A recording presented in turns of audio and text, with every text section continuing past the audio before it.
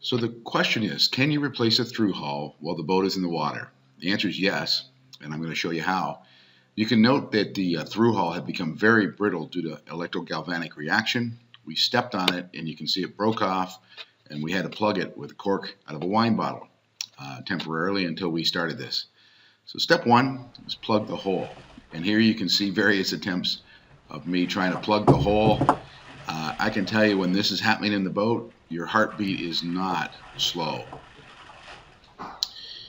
Anyway, eventually we plugged it with a wooden bung, and you can see me tapping that down in place, getting ready to replace it. There you can see that wooden bung in the through hull.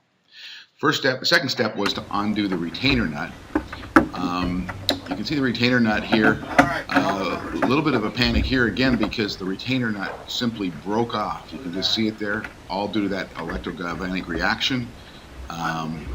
Boy, this thing was brittle. So next was to knock out the existing through hull and replace it with a bigger plug. So here we are tapping it down. You see the plug in my hand. I pushed it straight through the hull and sealed it right back up again. And there is us in process right there. So step 4 was diver down to go ahead and check the bottom. There's our diver Mark, a Navy diver, and off he goes under the boat. He's going to check out and make sure that the bottom surface area around that plug coming through there was satisfactory and ready for the new through hull. Oh, it's beautiful. Nice clean surface. So next we prepped the through hull itself. All right, here's the through hull, and you can see we drove a wood block into the through hull, which, if you carefully look down these holes, is engaged in the 2 knobs in there, so that we can now stop this from turning. We're going to smother this with 5200 and put it in the water and push it up from the bottom with the diver.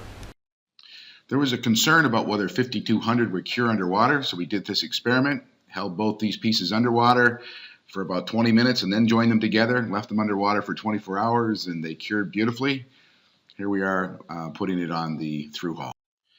So step 6 is put the diver down, and he's going to tap out the plug and replace with the new through hull from the bottom. Here I'm passing him the through hull with the 5200 on it.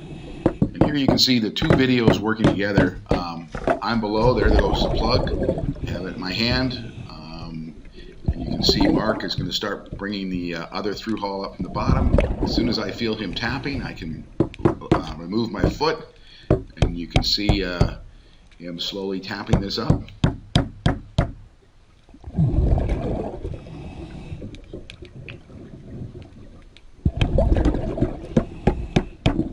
Here it comes through, and I spin the nut on. So step 7 was to tighten everything up. First thing, we spun the nut on the rest of the way, put on Teflon tape,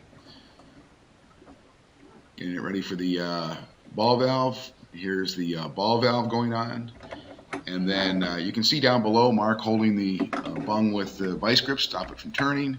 And I'm above taking and tightening up both the nut and the valve. And the last step is to tap out that plug and clean up.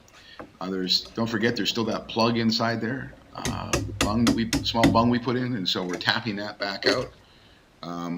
You can get at it by opening the valve, closing it as soon as the water starts to come through. And then we cleaned up, little vacuum, and there's our finished job. You can replace a through hull while the boat is still in the water.